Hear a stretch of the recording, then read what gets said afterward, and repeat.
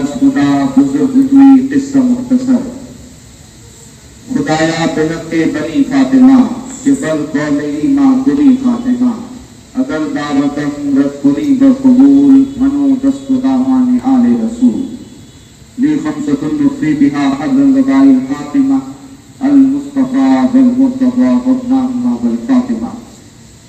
आदमियत को नए तर्ज से ढाला जिसने, डगमगाते हुए इंसान को संभाला जिसने, हर बुराई को दिया देश निकाला जिसने, कर दिया मशरिक व मगरिब में उजाला जिसने, उसी इंसान को महबूब खुदा कहते हैं। नाम सुनते हैं तो सब सल्ले अला कहते हैं। अल्लाहुम्मा सल्ली अला सय्यिदिना व मौलाना मुहम्मदिन व अला सय्यिदिना अलैहि व सय्यिदतिना फातिमा व सय्यिदतिना ज़ैनब व सय्यिदिना हसन व सय्यिदिना हुसैन व अला आलिहि व सहबिहि व बारिक व सल्लिम दाइमन अबदन सलातन व सलामुन अलैका या रसूलल्लाह सल्लल्लाहु तआला अलैहि वसल्लम। अल्लाह रब्बुल इज्जत की तौफीक से पहली मर्तबा बाज़ाब्ता तौर से खानकाह शराफतिया सहलैनिया में हाज़िरी का शर्फ हासिल हो रहा है और मेरी जो खुशी है अल्फाज में बयान नहीं कर सकता। मियाँ हुजूर से वाबस्तगी लाशौरी के ज़माने में इतनी रही है कि उसका असर अब भी हमारे दिलों पर है और क़यामत तक बाकी रहेगा। और उसका फैज़ हमें मैदान महशर में भी मिलेगा और सबके लिए दुआ है अल्लाह रब्बुल इज़्ज़त हम सबको मियाँ हुजूर के साथ में जन्नत में दाखिल फरमाए। आप सबको बहुत बहुत मुबारकबाद। आपने उस पीर के हाथ में हाथ दिया है। लोगों को अपना असर डालने के लिए हजारों तकरीरों की जरूरत पड़ती है, तब्दीलियां लाने के लिए बहुत सारी चीजों की जरूरत पड़ती है, लेकिन आपने उस पीरो मुर्शिद के हाथ में हाथ दिया है जिनकी खामोशी ने वो इनकलाब हिंदुस्तान में बर्पा किया है जो लाखों तकरीरें नहीं कर सकते। बेशक। और इसके लिए आपको मुबारकबाद। अल्लाह रब्बुल इज्जत आप तमाम लोगों को, हम सबको इसी तरह से वाबस्तगी मजबूत अता फरमाए। और मैं आपको बता दूं, मियाँ हुजूर से तो रात में मुलाकात हुई, अखलाक का चर्चा मैंने पहले भी सुना था और मियाँ हुजूर के किरदार की बातें पहले भी होती रही हैं। मियाँ हुजूर से वाबस्तगी, हुजूर शाह सकलैन मियाँ हुजूर से वाबस्तगी इसी वजह से थी कि वो बुलंद पाए के अखलाक वाले थे। रात गुफ्तगू में मुझे बार बार ये महसूस हो रहा था कि हजरत गाजी मियाँ के लहजे में जैसे मियाँ हुजूर बात कर रहे हैं। अल्फाज की जो अदायगी थी, मुझे बार बार महसूस हुआ कि ज़बान गाजी मियाँ की है लेकिन अंदाज हजरत मियाँ हुजूर रहमतुल्लाह अलैह का। तो हमारे मियाँ हुजूर अपने पीछे कोई कमजोर जानशीन नहीं छोड़ के गए हैं, ऐसा मजबूत जानशीन छोड़ के गए हैं जो मियाँ हुजूर की तमाम औलाद की सरपरस्ती रखने की सलाहियत रखता है और इंशाअल्लाह आपको कभी महरूम नहीं होने देंगे। खानदानी निजाम के हवाले से मुझे हुक्म दिया मियाँ ने, ये लफ्ज़ बहुत बड़े हैं और मैं बहुत छोटा हूँ, बुजुर्गों का फैजान होता है तो चंद अल्फाज बोल लेते हैं। यकीन जानिए कि इस हिंदुस्तान में बादशाहत और मौलवियत दोनों का कोई मुस्तकबिल नहीं है। याद रखिएगा, बहुत खुले अल्फाज में बोल रहा हूं क्योंकि ये मियाँ हुजूर की जगह है और यहाँ इसी तरह की बातें करना ज़ेब देता है ताकि लोग हक को हक समझें, बातिल को बातिल समझें। इस मुल्क का माजी भी खानकाहियत से जुड़ा हुआ था और इस मुल्क का मुस्तकबिल भी खानकाहियत से जुड़ा है और इस मुल्क के मुसलमानों की हिफाजत भी खानकाही निजाम में ही है, ये बात याद रखिएगा। और हमने जब से खानकाही निजाम से बगावत की और बुजुर्गों के रास्ते को जब से हमने छोड़ दिया तो वो जो सूफिया की बारगाहों में चादरें चढ़ा रहे वही लोग अपने हाथ में पत्थर लेकर के हमारा सर तोड़ने की कोशिशें कर रहे हैं। तो इसलिए खानकाही निजाम की जिंदगी और उसके अहया की बहुत ज्यादा जरूरत है। तो चंद बातें मुझे उस पर करनी है। अल्हम्दुलिल्लाह ये मुल्क हिंदुस्तान दुनिया का बहुत खूबसूरत मुल्क है یہ صوفیہ کی بستی ہے، یہ بزرگوں کا ہندوستان ہے، اور اس ملک کو اللہ رب العزت نے بڑی عزتیں عطا فرمائی ہے سلطان غریب خواجہ خواجہ کے ذریعے۔ آقا علیہ الصلوۃ والسلام نے غریب نواز کو سلطان الہند بنا کے بھیجا، اور اس پورے انڈین سب کانٹیننٹ کی ذمہ داری اور بادشاہ سلطان الہند کو عطا فرمائی۔ اور جب سے سلطان الہند اس ہندوستان میں تشریف لائے تو غریب نواز نے وہ خانقاہی نظام ہندوستان میں قائم کیا کہ لوگوں مسجدیں اس زمانے میں نہیں بنی تھیں جب غریب نواز تشریف لائے تھے، اور ہم نے پوری ہسٹری بیان کی ہے، اس کی آپ ویڈیو یوٹیوب پہ دیکھیے گا۔ سلطان الہند خواجہ خواجہ غریب نواز رحمۃ اللہ علیہ کے وصال کے 100 سال کے بعد میں سندل خانے کی مسجد بنی تھی۔ غریب نواز کے وصال کے تقریباً 300 سال بعد میں بادشاہ اکبر نے ایک بڑی مسجد بنائی تھی۔ 400 سال وصال ہو گئے غریب نواز کے، تو پھر بادشاہ شاہجہاں نے شاہجہانی مسجد بنائی۔ یعنی سلطان الہند خواجہ خواجہ نے اپنی ظاہری حیات میں کوئی مسجد نہیں بنائی۔ یہ ایک بہت بڑا سوال ہے اور بہت اہمیت سے بھرا ہوا سوال ہے کہ سلطان الہند نے پھر کیا کیا۔ سلطان الہند نے ہندوستان میں آ کر کے سب سے پہلے مسجد نہ بنا کر کے خانقاہ بنائی، کیونکہ مسجد میں صرف مسلمان جاتا ہے اور خانقاہ وہ ہوتی ہے جہاں ہندو مسلمان سب جاتے ہیں۔ اور چونکہ ہندوستان میں سلطان الہند غیر مسلموں کو اسلام میں داخل کرنے کے لیے آئے تھے، اسی لیے سلطان الہند نے ایسی خانقاہ بنائی۔ 800 سال بیت گئے، نفرت کا ماحول پیدا ہو گیا، لیکن آج بھی آپ دیکھو کہ سلطان الہند کی درگاہ کی کسی دیوار پر وہ یہ نہیں لکھا ہوا ہے کہ اس آستانے پر فلاں لوگ نہیں آ سکتے، اس آستانے پر فلاں لوگ نہیں آ سکتے، بلکہ سلطان الہند کا دربار وہ دربار ہے جن کو کہیں عزت نہیں ملتی، غریب نواز کے آستانے پر اس کو بھی عزت ملتی ہے۔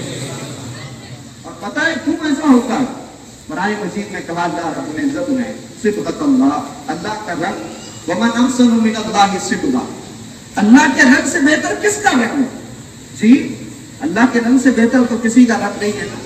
اس مالک کا رنگ سب سے حسین ہے اور سارے رنگ اسی نے بنائے ہیں، اور اسی وجہ سے ساری دنیا بڑی خوبصورت ہے۔ یہ کائنات کی خوبصورتی ہم دیکھتے ہیں تو مالک کے رنگ نظر آتے ہیں، اور مالک کا رنگ کیا ہے؟ الحمدللہ رب العالمین، تمام تعریفیں اس اللہ کے لیے جو عالمین کا پروردگار ہے۔ پھر اس کو بھی رزق عطا فرماتا ہے تو اس کو سجدہ کرتا ہے، اور وہ اس کو بھی دیتا ہے تو سجدہ نہیں کرتا، اور حد تو یہ ہے کہ وہ اس کو بھی دیتا ہے تو اس کو مانتا ہے، اس کو بھی دیتا ہے تو اس کو نہیں مانتا، انکار کرتا ہے۔ تو وہ رب العالمین ہے، وہ اس کو بھی عطا فرماتا ہے جو اس کو مانے، اس کو بھی دیتا ہے جو اس کو نہ مانے۔ اور جب اس نے اپنا نمائندہ بنا کر کے اپنے نبی کو بھیجا تو فرمایا وما ارسلناک الا رحمۃ للعالمین، کہ محبوب ہم نے آپ کو ساری جہانوں کے لیے رحمت بنا کر کے بھیج دیا۔ تو آقا علیہ الصلوۃ والسلام اس کے لیے بھی رحمت جو حضور پر درود پڑھے، اور اس کے لیے بھی رحمت جو درود نہ پڑھے، اس کے لیے بھی رحمت جو مانے اور جو نہ مانے اس کے لیے بھی رحمت ہے۔ اور ان پر جو سدھانت نازل ہوا قرآن مجید، وہ قرآن کی سارے انسانوں کی ہدایت کے لیے ہے۔ تو وہ قرآن سارے انسانوں کو ہدایت کا پیغام دیتا ہے، تو اللہ رب العالمین سب کا رب ہے، مصطفیٰ رحمت للعالمین، ان پر جو قرآن نازل ہوا وہ بھی سب کی ہدایت کے لیے۔ تو لوگوں یاد رکھو، اللہ کے جس بندے پر اللہ کا رنگ چڑھ جاتا ہے وہ کسی ایک مخلوق کے لیے نہیں ہوتا، وہ ساری انسانیت کے لیے ہو جاتا ہے۔ تو اسی وجہ سے کسی بھی بارگاہ میں آپ جائیے، سلطان الہند کا دربار ہو، قطب الاقطاب حضرت خواجہ قطب الدین بختیار کاکی کی بارگاہ ہو، غوث الاسلام شیخ الاسلام والمسلمین غوث الانبیاء حضرت بابا فرید الدین مسعود گنج شکر کی بارگاہ ہو، زربخش سلطان المشائخ محبوب الہی خواجہ نظام الدین اولیاء کا آستانہ ہو، مخدوم علاء الدین علی احمد صابر کلیری کی بارگاہ ہو، مخدوم سمنا وحد الدین تاریخ السلطنت سلطان سید اشرف جہانگیر سمنانی کی بارگاہ ہو، ارے حضرت خواجہ باقی باللہ امام نقشبند کی بارگاہ ہو، امام ربانی مجدد الفسانی حضرت شیخ احمد فاروقی سرہندی رحمۃ اللہ علیہ کی بارگاہ ہو۔ ان بارگاہوں میں جا کر کے آپ دیکھیے کہ ان بارگاہوں میں صرف ایک مسلک، ایک عقیدہ، ایک نظریہ اور ایک زبان کے بولنے والے نہیں جاتے، بلکہ ان خانقاہوں کے صاحب خانقاہوں پر اللہ رب العزت نے اپنا رنگ چلا دیا ہے، اور ٹیکا ٹوپی پگڑی ٹائی برقع ساری سارے کے سارے ان بارگاہوں میں جاتے ہوئے نظر آتے ہیں۔ وہ علامہ اقبال نے کہا نا کہ بندہ وہ صاحب و محتاج و غنی ایک ہوئے، ان کے دربار میں پہنچے تو سب ہی ایک ہوئے، ہم ہوئے، تم ہوئے، کبیر ہوئے، انہی زلفوں کے سب اسیر ہوئے۔ تو سلطان الہند غریب نواز نے اور ہمارے بزرگوں نے خانقاہی نظام مسجدیں بنانے سے پہلے اس ملک میں مضبوط کیا تھا کہ پہلے لوگ اسلام میں داخل تو ہوں، اور جب وہ اسلام میں داخل ہو جائیں گے تو خود ہی مسجدیں بنا لیں گے۔ اس لیے سلطان الہند کی کوشش اور ترتیب یہ ہے کہ پہلے مسجد نہ بنا کر کے خانقاہ بنائی جائے، اور اس خانقاہ میں لوگوں کو بلا کر کے ان کے دلوں کی گندگی کو دور کیا جائے، اور جب دلوں کی گندگی دور ہو جائے گی اور جب بندہ اپنی پیشانی کو پتھروں کے آگے سے اٹھا کر کے خدا کے سامنے جھکائے گا تو وہ مسجدیں تو خود ہی بنا لے گا، اور اس کی برکتیں سارے ہندوستان میں الحمدللہ موجود ہیں۔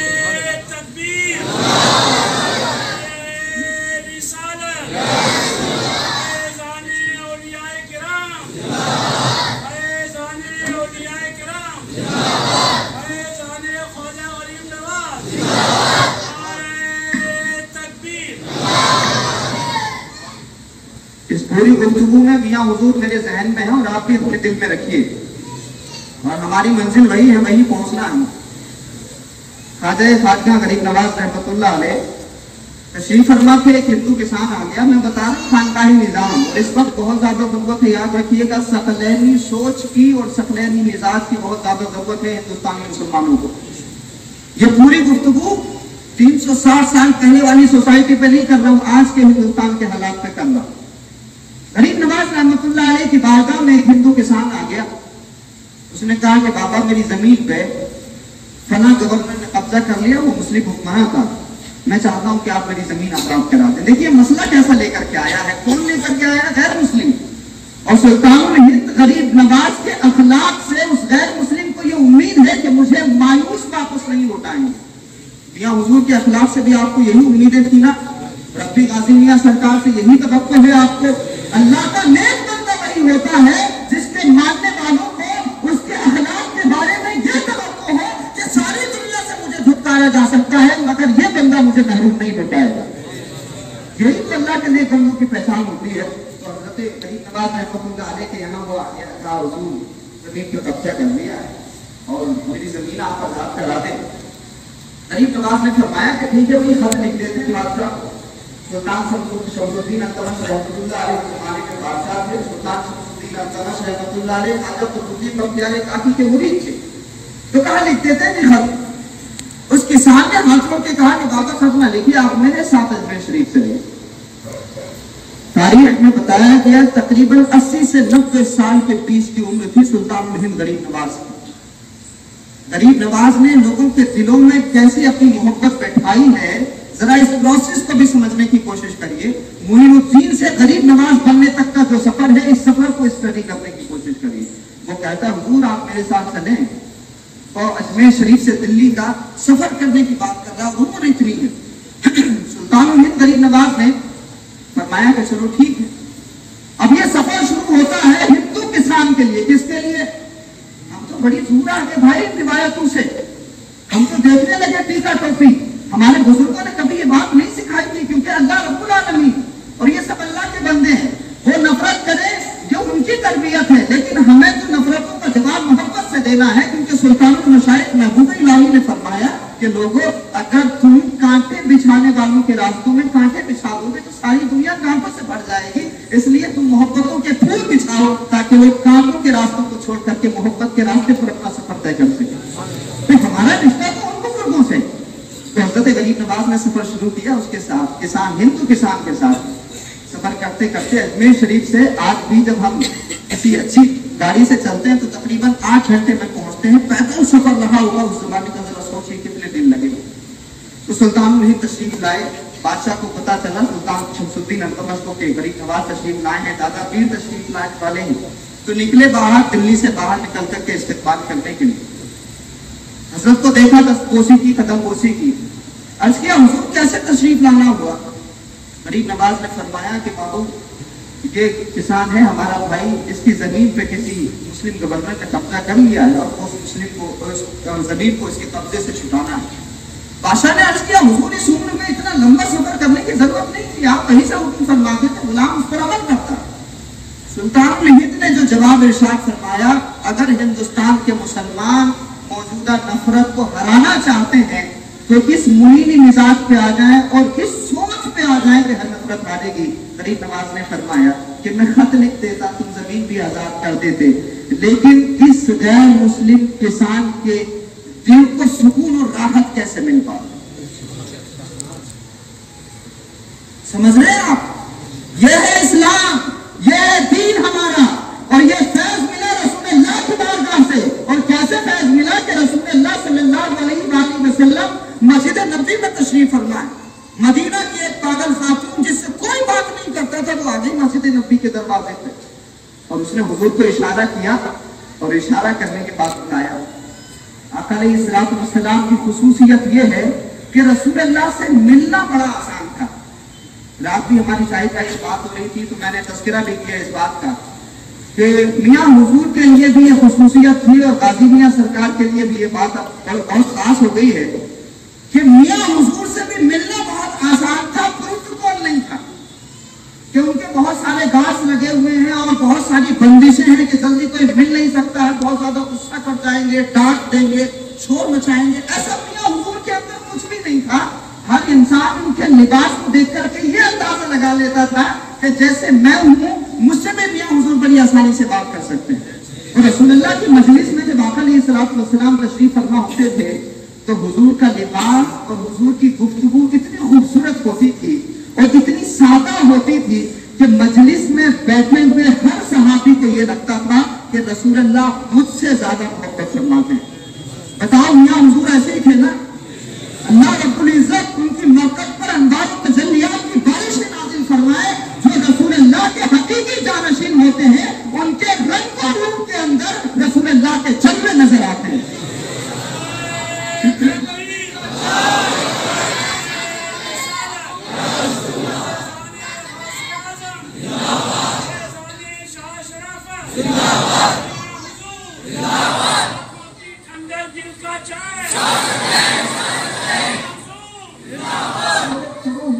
وہ خاتون آئی مسجد نبوی کے دروازے پہ، پاگل خاتون تھی. رسول اللہ کو اشارہ کر کے بلایا. اب حضور جو رحمت للعالمین ہے، کائنات کی ساری عظمتیں جن کے پروٹوکول پہ قربان، آسمان سے فرشتہ بھی نازل ہو تو حضور کے تلوے مبارک کو اپنے نوری لبوں کو رکھ کر کے جگائے وہ بارگاہ کے سارے ادب جہاں پر ختم ہو جائے وہ بارگاہ. آقا علیہ الصلوۃ والسلام کو بلایا، حضور تشریف لائے، باتیں کرنے لگی. کھلا آسمان ہے، ریتیلی زمین ہے. اب حضور سے وہ پاگل خاتون باتیں کر رہی ہے. بہت دیر ہو گئی، صحابہ کرام کو بڑی الجھن ہونے لگی. اپنی جان سے زیادہ رسول اللہ سے پیار کرتے تھے صحابہ. تو رسول اللہ جب مجھ سے بات کر رہے تو صحابہ کو بڑا احساس ہونے لگا. بہت دیر ہو گئی، اب بلا بھی نہیں سکتے ہیں، کچھ کہہ بھی نہیں سکتے ہیں، ادب اور احترام. وہ خاتون جب اپنی مرضی سے آقا علیہ الصلوۃ والسلام کو چھوڑ کے گئی اور صحابہ کے پاس میں جب حضور تشریف لائے تو صحابہ نے عرض کیا، یا رسول اللہ یہ تو پاگل خاتون ہے، کوئی اس سے مدینے میں بات نہیں کرتا، آپ اس کو اتنا اہمیت دے رہے. رسول اللہ نے جو بات ارشاد فرمائی لوگوں قربان جاؤ. حضور ارشاد فرماتے ہیں کہ لوگوں اگر میں بھی اس پہ اہمیت نہ دوں تو کون اس کو عزت دے گا؟ یہ رحمت للعالمین، یہ ہمارے آقا ہیں، یہ ہمارے نبی ہیں جن کو کوئی عزت نہیں دیتا. ہمارے آقا ان کو عزت دیتے ہیں. جن سے کوئی بات نہیں کرتا ہمارے نبی ان سے باتیں کرتے ہیں. تو یہ سلطان الہند رسول اللہ صلی اللہ علیہ وآلہ وسلم کے جانشین ہیں، اس لیے سفر کر کے آئے. اور پھر یہ روایت آگے بڑھی اور ہم سب کا تعلق چونکہ کم سے کم بدائیوں سے ہے، اگر بدائیوں سے نہیں ہے تو کم سے کم ہم بدائیوں کے پڑوسی تو ضرور ہیں. اور میاں حضور کا تذکرہ بار بار ہمارے استاد محترم عالم ربانی شیخ حسین اللہ قاسم القادری رحمۃ اللہ علیہ فرمایا کرتے تھے.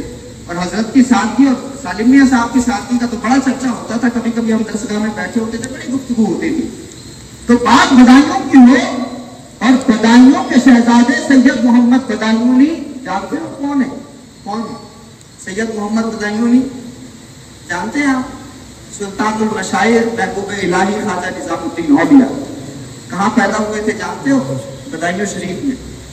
حضرت محبوب الہی خواجہ نظام الدین اولیاء رحمۃ اللہ علیہ محبوب الہی نے جب خانقاہ بنائی نا دلی میں تو بہت قریب سے بھوک کو محسوس کیا تھا. حضرت سلطان المشائر نے بچپن میں فاتح ہوتے تھے اور کیا بات ہے حضرت محبوب الہی کی. سب سے زیادہ ویڈیوز ہم نے سوشل میڈیا پر سلطان مشاہیر کے شان میں اپلوڈ کیے.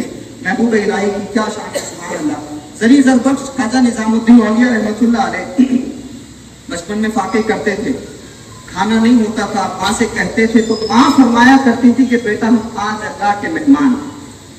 سبحان اللہ, ہم آج اللہ کے مہمان ہیں. پھر جب محبوب الہی جوان ہو گئے, خانقاہ بنائی انہوں نے دلی میں, خود تو سوکھی روٹی کھاتے تھے نظام الدین اولیاء, تو کبھی کبھی بیٹھ کر کے جب پوری دلی کو کھانا کھاتے ہوئے دیکھتے تھے اپنی خانقاہ میں. ایک وقت ایسا آیا کہ کھاتے, اور پھر ایک وقت ایسا آیا تھا کہ دلی کھانا کھاتی تھی نظام الدین اولیاء کے یہاں. کئی من نمک کھانے میں استعمال ہوتا تھا, جب نمک کئی من ہوتا تھا تو پھر سوچیے کہ کھانے کی کوانٹٹی کیا ہوتی ہوگی. تو حضرت محبوب الہی کے یہاں دلی کھانا کھاتی تھی. زری زربخش خواجہ نظام الدین اولیاء نے جب وہ منظر دیکھا تو ایک مرتبہ کہنے لگے اپنے ساتھیوں سے, فرمانے لگے کہ لوگوں مجھے وہ وقت یاد آتا ہے میرے بچپن کا جب مجھے بھوک لگتی تھی اور میں اپنی ماں سے کہتا تھا تو میری ماں فرمایا کرتی تھی کہ بیٹا ہم تو آج اللہ کے مہمان ہیں. اور جب میری ماں یہ کہتی تھی کہ بیٹا ہم اللہ کے مہمان ہیں کہ تو لقمہ کھلا دیا ہو مجھے کھانے کی حاجت نہ رہی. سبحان اللہ. تو جو بھوک کو قریب سے محسوس کرتا ہے وہی بھوکوں کے کھانے کا بھی انتظام کر سکتا ہے. میں نے پڑھا تو نہیں میاں حضور کے بارے میں بچپن کیسا تھا, لیکن میں یہ ضرور جانتا ہوں کہ میاں حضور اپنی بھوک سے زیادہ اپنے مریدوں کی بھوک کو مٹانے کا خیال فرماتے ہیں. تو زری زربخش خواجہ نظام الدین اولیاء بچپن ایسا گزرا تو جوانی میں اللہ کے بندوں کی بھوک کا خیال. اب وہ ایک مرتبہ جمنا کے کنارے سے گزر رہے تھے. محبوب الہی خانقاہ الگ حضرت کی اور درگاہ الگ ہے. چلا کبھی آپ گئے ہو تو آپ نے دیکھا ہوگا. تو محبوب الہی جمنا کے پاس سے گزرے اور وہاں حضرت نے دیکھا, جمنا کے قریب سے گزرے, تھوڑا دور گئے تو وہاں ایک کنواں تھا. ایک کنویں پہ ایک بوڑھی خاتون پانی بھر رہی تھی. حضرت نے دیکھا تو اس بوڑھی خاتون سے فرمایا کہ ماں یہاں پانی بھرنے کے لیے آئی ہو, قریب سے جمنا بہتی ہے, میٹھا پانی ہو اس کا, تو آپ اتنی دور آ گئی پانی بھرنے کے لیے, کیا وجہ ہے؟ تو اس بوڑھی خاتون نے کہا کہ بابا میرے شوہر کی تنخواہ اتنی نہیں ہے کہ تو ہم 2 وقت کی کھانے کا انتظام کر پائیں, تو دوپہر تک کھانا ہم بنا لیتے ہیں. اس کنویں کا پانی کھارا ہے تو ہم رات میں روٹی نہیں بنا پاتے, انتظام نہیں ہو پاتا, تو رات میں یہ پانی پی کر کے سو جاتے ہیں تو بھوک کا احساس کم ہو جاتا ہے. خواجہ نظام الدین اولیاء نے جس کی بھری اللہ کے بندوں کی محبت, جب بندہ خدا کا ہو جاتا ہے اور جب اس پر اس کا رنگ چڑھ جاتا ہے تو مذہب, مسلک, عقیدہ, نظریہ اور زبان یہ سارے فرق ختم ہو جاتے ہیں. تو حضرت محبوب الہی نے سس کی بھری آنکھوں میں آنسو آئے اور کہنے لگے نظام الدین اگر اللہ نے تم سے قیامت میں پوچھ لیا کہ تمہارے ہوتے ہوئے ایک بوڑھی خاتون اور اس کے شوہر کو رات کا کھانا کھائے بغیر نیند آ جاتی تھی تو اللہ کو کیا جواب دو گے؟ سرکار محبوب الہی نے فرمایا اس سے کہ ماں اب ایسا کرو, اب سے تم اپنے گھر پہ نہیں رہو گی, نظام الدین کے خانقاہ میں رہو گی. اب رزلٹ بھی دیکھ لو, میں رزلٹ پہ بھی آنا چاہتا ہوں, رزلٹ بھی دیکھو اس محبت کا اور خانقاہی نظام کا. محبوب الہی خواجہ نظام الدین اولیاء نے فرمایا چلو اب ہماری خانقاہ میں رہنا. خانقاہ میں لے آئے اور اپنی خانقاہ کے جو باورچی تھے, خادم تھے, اقبال, وہ کہا کہ بھائی نظام الدین کو کھانا بعد میں دینا, پہلے ہم دونوں کو کھانا دے دینا. سرکار محبوب الہی نے یہ نہیں پوچھا تمہارا مذہب کیا ہے, کس علاقے کے ہو, کیا زبان بولتے ہو, نہیں پوچھا. بس صوفیہ کا سبجیکٹ ہوتا ہے بندگان خدا کی خدمت اور ان کی ضرورتوں کو پورا کرنا. تو حضرت محبوب الہی نے نہیں پوچھا, وہ خانقاہ میں رہنے لگی, کھانا پینا ملنے لگا. اب کیا ہوا کہ جب محبوب الہی کے لنگر کے لقموں کا اثر ان کے دل تک پہنچا, چونکہ صوفیہ کا حلال لقمہ ہوتا ہے نا, ان کی خانقاہ میں جو لنگر بنتا ہے اس کی کیفیت الگ ہوتی ہے. بھلے ہی اس دال چاول میں بہت زیادہ مسالے نہیں پڑے ہوتے, لیکن جو صوفیہ کی خانقاہوں کا لنگر ہوتا ہے, دنیا کے VIP اور 5 اسٹار 7 اسٹار ہوٹلوں کے کھانوں میں وہ مزہ نہیں آتا جو بزرگوں کی بارگاہوں کے لنگر میں آتا. اور آپ سے بہتر تجربہ کس کو ہوگا جی؟ آپ سے بہتر تجربہ ہے کسی کو؟ ہم بریلی میں بیٹھے ہیں, دسترخوان تو یہی سجتا ہے, باقی تو سب کچھ ہر جگہ ہوتا ہے لیکن دسترخوان یہی سجتا ہے الحمدللہ. تو وہ محبوب الہی نے جب یہ عمل کیا تو ایک دن وہ بوڑھی خاتون اور شوہر دونوں آ گئے سرکار کی بارگاہ میں اور کہنے لگے بابا تم نے ہمارا مذہب نہیں پوچھا, کیسے بھلے لوگ ہو, हम तुम्हें नमाजें पढ़ते हुआ देखते हैं, बड़ा मजा आता है। हम तुम्हारे अमाल देखते हैं, बड़ा अच्छा लगता है। हम चाहते हैं कि जिस दिन में आप हैं हमें भी उस दिन में दाखिल करवाओ। रिजल्ट देख लीजिए, रिजल्ट खानकाही निजाम का। मौलवी की तरतीब शुरू होती है कि अगर तुम सही रास्ते पे आना चाहते हो तो ये कहो। सूफिया की तरतीब शुरू होती है कि अगर तुम्हें कोई तकलीफ है, तकलीफ बताओ ताकि उसका इलाज करें। और जब सूफिया की तरतीब ये होती है तो अल्लाह रब्बुल इज्जत उसका नतीजा इतना शानदार अता फरमाता है कि लोग कुफ्र के अंधेरे से निकल करके ईमान के नूर की तरफ आ जाते हैं। और हम जिस खानकाह में बैठे हैं, इस खानकाह में फैज तो सारे ही बुजुर्गों का है, लेकिन हजरत रज़ीउद्दीन ख्वाजा मोहम्मद बाकी बिल्ला नक्शबंदी रहमतुल्लाह अलैह लाहौर में आपने कयाम फरमाया था। उस जमाने में लाहौर में कहत पड़ गया, और जब लाहौर में कहत पड़ा, सरकार ख्वाजा बाकी बिल्ला की खानकाह में सरकार ख्वाजा बाकी बिल्ला के सामने जब भी खाना पेश किया जाता तो हजरत फरमाते के लोगों में खाना कैसे खा सकता हूँ, न जाने इस पूरे लाहौर में कितने लोग भूखे सो रहे हो। अपने आगे का भी खाना उठा करके ख्वाजा बाकी बिल्ला भूखों में तकसीम फरमा दिया करते थे। अरे कमाल बात होती भाई, ये तो बात इंसानों की है। ख्वाजा बाकी बिल्ला नक्शबंदी रहमतुल्लाह अलैह, जिनकी जात पर, जिनकी शख्सियत पर अल्लाह ने अपना रंग चढ़ा दिया, तो हाल ही हो गया कि खानकाह में एक मरतबा जब देर रात तशरीफ लाए, देखा कि बिस्तर पर बिल्ली सोई हुई है, तो सरकार ख्वाजा बाकी बिल्ला खड़े रहे और सर्दी को बर्दाश्त करते रहे। बिल्ली की नींद में खलल डालना गवारा नहीं किया।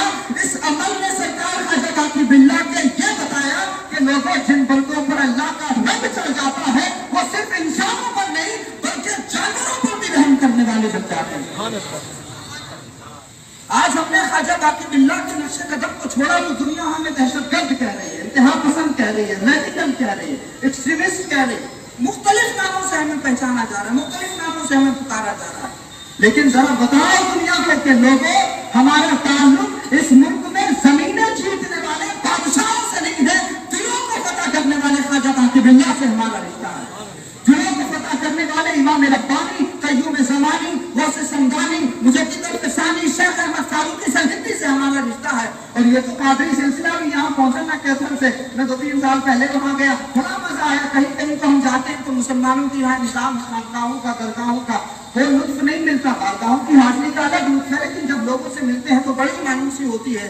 लेकिन हजरत सैयद शाह कमाल कादरी केतली रहमतुल्लाह अलैह के यहाँ, शाह सिकंदर कादरी केतली के यहाँ किन लोगों से खिदमत ले रहे हैं भाई, किन लोगों से खिदमत ले रहे हैं। सूफिया हमारे मोहताज नहीं है, बात याद रखिएगा। बुजुर्गान दीन हमारी अकीदतों, हमारी मोहब्बतों के मोहताज नहीं है, ये बात याद रखिए। वो सूफिया को अपनी खानकाहों में उनसे भी जवाब दिलवाना चाहते हैं जो किसी को नहीं मानता। शेख जलालुद्दीन थानेसरी, वही कैथल से थोड़ा सा करीब है, थानेसर हरियाणा। शेख जलालुद्दीन थानेसरी कुद्दूसी साहब, आप वहाँ खानका के हालात पढ़ लीजिए, आपको मिलता है। तो शाह कमाल कादरी केतली रहमतुल्लाह अलैह के यहाँ लंगर खिलाने वाले और शाह कमाल के मेहमानों का इस्तेमाल करने वाले वो लोग हैं जो हमारे मजहब के नहीं है। तो सूफिया किराम ने तो इस मुल्क में खानकाह निजाम को इस्तेमाल करके दुनिया को ये बताया कि लोगों, इस हिंदुस्तान का मिजाज जिद्दी नहीं है। जहाँ अगर जिद करोगे तो हार जाओगे, लेकिन अगर वफादारी रखोगे, मोहब्बत रखोगे तो बहुत सख्त दिलों पर भी तुम्हारी हुकूमत हो सकती है, तुम्हारा कब्जा हो सकता है। और फिर बुजुर्गों की इसी रिवायत को हजरत मियां हुजूर ने अपनाया, सुभान अल्लाह। बुजुर्गों की इसी रिवायत के जानशीन बने हमारे मियां हुजूर। और शाह सकलैन रहमतुल्लाह अलैह ने वो इनकलाब बर्पा किया है, कसम खुदा की। आप तो सारी बातें जानते हैं, बस मैं रिपीट कर रहा हूं उनको ताकि हमारी मोहब्बतों में इजाफा हो। मैं जहां बैठा हुआ हूं ना, और जिस रूट पे मैं काम कर रहा हूं, 1% भी मेरे मिजाज में, मेरे मामलात में, मेरे मामूलात में कहीं भी किसी तरह की चापलूसी नहीं है। अल्हम्दुलिल्लाह, मैं इस बात पर फख्र करता हूं कि दुनिया प्रोपेगेंडे को, झूठ को सीना तान करके बोल रही है, तो हम सच को फख्र के साथ क्यों नहीं बोल सकते। इसलिए ये बात मैं सच कह रहा हूं कि हज़रत शाह सकलैन मियां हुजूर ने खानकाहियत की इस दुनिया में वो इनकलाब बर्पा किया है, और उन्होंने अपनी मुख्तसर सी जिंदगी में इतना बड़ा काम कर दिया है बंदगाने खुदा की खिदमत का कि कई सज्जाद खान मिलकर भी नहीं कर सकते वो काम। और अल्लाह रब्बुल इज्जत उनको अज़्ज़त फरमाए इसका, और अल्लाह रब्बुल रब्बुल इज्जत ने जो हमको शोहरत अता फरमाई है, बिना तकरीरों के, बिना प्रोपेगेंडे के, जबकि मीडिया हमारे पास में नहीं है। हमारा मीडिया कौन है? वो मेन स्ट्रीम मीडिया नहीं, गोदी मीडिया नहीं, हमारा मीडिया तो ये मिंबर जी। और आप जानते हैं मिंबर किसके हाथ में? इस वक्त मिंबरों पर बनु उमैया के बंदर नाच रहे हैं। उसके बावजूद भी मियां हुजूर की शोहरत ने सारी सरहदों को तोड़ दिया और लोगों के दिलों में वो जगह बनाई है कि बिना किसी तकलीफ के लोग मियां हुजूर पर अपनी जान निछावर करते हैं। और ये बंदों की कोशिश से नहीं होता, बंदों की कोशिश से नहीं होता, ये मेरे कहने, इनके कहने, उनके कहने से नहीं होता। हदीस पाक में अल्लाह के रसूल सल्लल्लाहु अलैहि वसल्लम ने इरशाद फरमाया, इन्नल्लाह इज़ा अहब्बा अब्दन फनादा जिब्रील। बुखारी शरीफ की मुत्तफ़क़ अलैह हदीस। हुजूर फरमाते हैं कि जब अल्लाह रब्बुल इज्जत किसी बंदे से मोहब्बत फरमाता है, अब तरतीब आप देख लो, तरतीब क्या है? तरतीब उधर से है, इधर से नहीं है। जो इधर वाले होते हैं उनको प्रोपेगेंडे की जरूरत होती है, और जो उधर वाले होते हैं उनको प्रोपेगेंडे की जरूरत नहीं होती, उनकी खामोशी इनकलाब बर्पा कर देती है। तो अल्लाह के रसूल ने फरमाया कि जब अल्लाह रब्बुल इज्जत किसी बंदे से मोहब्बत फरमाता है तो जिब्रील को बुलाता है और फरमाता है कि जिब्रील मुझे फला बंदे से मोहब्बत हो गई। सुभान अल्लाह। क्या फरमाता है कि जिब्रील मुझे फला बंदे से मोहब्बत हो गई है। तो जिब्रील अमीन अर्ज करते हैं, बारी ताला मेरे लिए क्या हुक्म है? तो अल्लाह रब्बुल इज्जत फरमाता है कि जब मैं मोहब्बत करता हूं तो तुम भी उससे मोहब्बत करो। तो फिर जिब्रील अमीन भी मोहब्बत करने लगते हैं। फिर हज़रत जिब्रील अमीन अर्ज करते हैं, बारी ताला अब हमारे लिए क्या हुक्म है? तो अल्लाह फरमाता है कि अब आसमान दुनिया के सारे फरिश्तों में निदा दे दो कि अल्लाह रब्बुल इज्जत को जमीन पर रहने वाले फला बंदे से मोहब्बत हो गई है। हदीस पाक है कि फिर सारे फरिश्ते मोहब्बत करने लगते हैं। तो अल्लाह के नेक बंदे की मोहब्बत के चर्चे जमीन पर तो बाद में होते हैं, आसमान दुनिया पर पहले हो जाते हैं। अब फिर सारे फरिश्ते बारगाह मौला में हाजिर होते हैं, करते बारी ताला अब हमारे लिए क्या हुक्म है? तो अल्लाह इरशाद फरमाता है कि मेरे फरिश्तों अब जमीन में फैल जाओ, जिसके दिल को भी साफ देखो, शफाफ देखो, मेरे उस बंदे के दिल में मेरे वली की मोहब्बत डाल के चले जाओ। तो वो लोग जिनको तकरीरें समझ नहीं आती, वो लोग जो मंतिक़ को फलसफे नहीं समझ सकते, वो लोग जो फतावों की जबान से भी वाकिफ नहीं है, वो लोग जिन्होंने उर्दू की किताब कभी खोल कर भी नहीं देखी, मियां हुजूर से इसलिए मोहब्बत करते हैं क्योंकि वो तकरीरें सुनकर के मोहब्बत नहीं करते। अल्लाह के फरिश्तों ने उनके दिलों को पाक देखा तो मियां हुजूर की मोहब्बत डाल दी।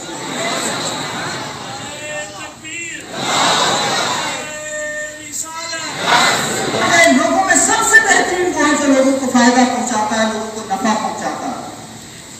अब जो मियां हुजूर ने अपनी जिंदगी में नफे के काम किए हैं कि एक तरफ हर तरह का फितना है, हर तरह का फसाद है, और उम्मत को मेन स्ट्रीम इस्लाम से अलग करने की कोशिशें की जा रही है, और यहूदियाना प्रोपेगेंडे हमारी मस्जिदों से परोस की जा रही है। ऐसे नफरत और ऐसे फितना और फसाद के माहौल में मियां हुजूर ने वो कारनामा अंजाम दिया है जो इस्लाम का असल कारनामा है, जो इस दीन का असल मकसद है, जो हमारे बुजुर्गों ने हमें सिखाया। और याद रखो लोगों, इस मुल्क का मुस्तकबिल और आने वाला कल भी इसी सकलैनी सोच में है। अगर हमने इस मुल्क में रह करके अल्लाह के बंदों की खिदमत की तो वो लोग जो अपने हाथों में पत्थर लिए हुए हैं, फूलों का हाथ लेकर के हमारा इस्तेमाल भी कर सकते हैं। आप देखो ना, मस्जिदों के बाहर गैर मुस्लिम बहनें अपने बच्चों को लेकर के नहीं खड़ी होती आज भी कि मुसलमान यहाँ मस्जिदों से निकलेंगे, हमारे बच्चों पर दम कर देंगे तो हमारे बच्चों को शिफा मिल जाएगी। क्या लगता है तुमको कि मोहब्बत की एक खेती तुमने की है? नहीं, हम तो फर्क करने लगे, हम तो टोपियां और मूछें देखने लगे, हम तो पजामे नापने लगे। जब दुनिया हमारी टांगे काटने के मंसूबे बना रही है तो हम पजामों के साइज नाप रहे हैं। जब दुनिया हमारे हाथ काटने के मंसूबे बना रही है तो हम इस पर लड़ रहे हैं कि हाथ ऊपर बांधे के नीचे बांधे। दुनिया जब हमें मिटाने की और खत्म करने की कोशिश कर रही है, जब फिलिस्तीन पर बात हो रहा है और सारी दुनिया में मुसलमानों को जलील और रुस्वा किया जा रहा है, तो हम इन बहसों में उलझे हुए हैं कि कौन अफजल, इन बहसों में उलझे हुए। तो याद रखो कि इन बहसों में उलझना ये यहूदियाना प्रोपेगेंडा है, और इस प्रोपेगेंडे के खिलाफ मियां हुजूर ने असल इस्लाम पर अमल करके हिंदुस्तानी मुसलमानों को यह बताया था कि अगर तुम अपनी नस्लों की हिंदुस्तान में बका चाहते हो तो अल्लाह के बंदों की खिदमत करो। जब तुम अल्लाह के बंदों के खादिम बन जाओगे तो अल्लाह रब्बुल इज्जत तुम्हें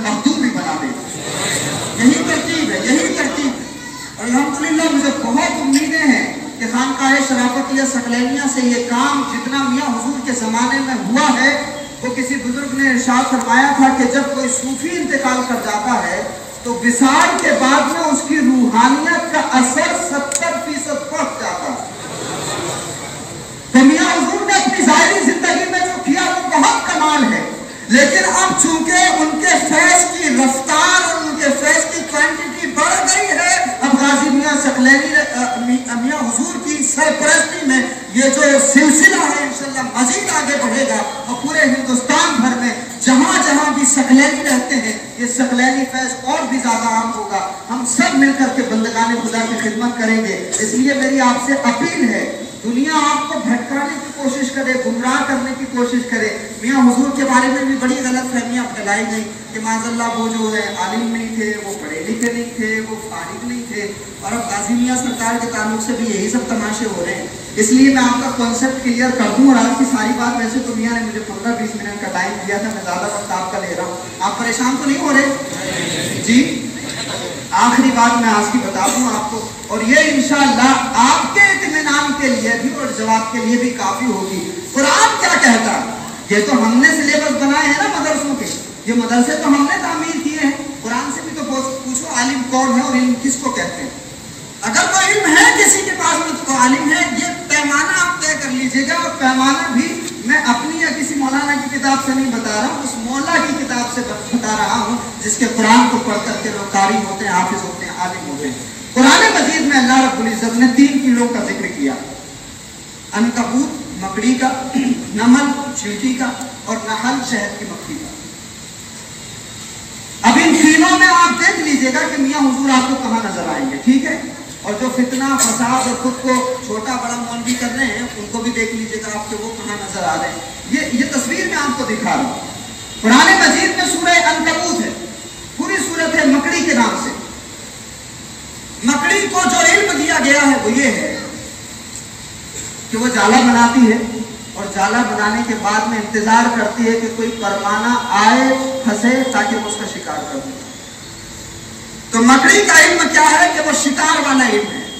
वो जाला बुनती है, फिर परवाने के फंसने का इंतजार करती है, और जब परवाना फंसता है तो वो उसका शिकार कर लेती है। कुछ समझ आया आपको?